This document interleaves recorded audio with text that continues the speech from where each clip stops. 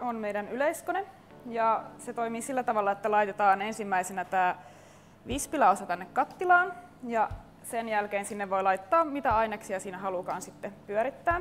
Ja täältä sivusta löytyy kahva, millä sen saa sitten nostettua tähän ylös.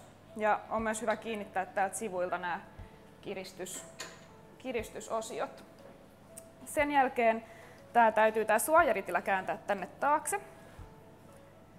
Ja se naksahtaa sitten, kun se on oikealla kohdalla. Ja sitten laite menee ihan päälle tästä on-painikkeesta ja sitten sen jälkeen tästä vihreästä. Ja sitten se alkaa pyörittää. Ja sitten sen jälkeen nopeutta pystyy säätelemään täältä toiselta puolelta. Eli se kannattaa aina aloittaa tästä ykköseltä. Ja sitten sen jälkeen pystyy sitten laittaa sen melko kovallekin nopeudelle. Sitten kun sinne haluaa lisätä jotain tavaraa, niin sitten se painetaan tuosta stop-nappia ja sitten käännetään ritillä silleen, että sinne saa taas lisättyä tavaraa. Mutta se toimii myös tälleen suojana, että jos yrittää nyt laittaa käynnistä, niin se ei toimi, että se pitää se ritila olla käännettynä aina ihan sinne taaksepäin. Yes.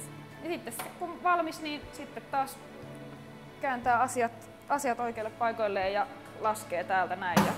Eli täällä on sitten meillä 2 erilaista osaa, millä tätä voi käyttää tätä laitetta. Ja sitten yleensä on helpointa ehkä irrottaa ne sitten käytön jälkeen, että saa tämän kattilan nostettua täältä pois.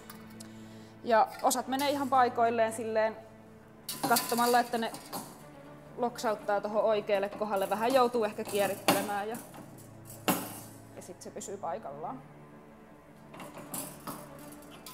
Mutta tosiaan helpoin tapa on ehkä saada ne sinne silleen, että laittaa tänne kattilaan, nostaa kattilan tähän paikalleen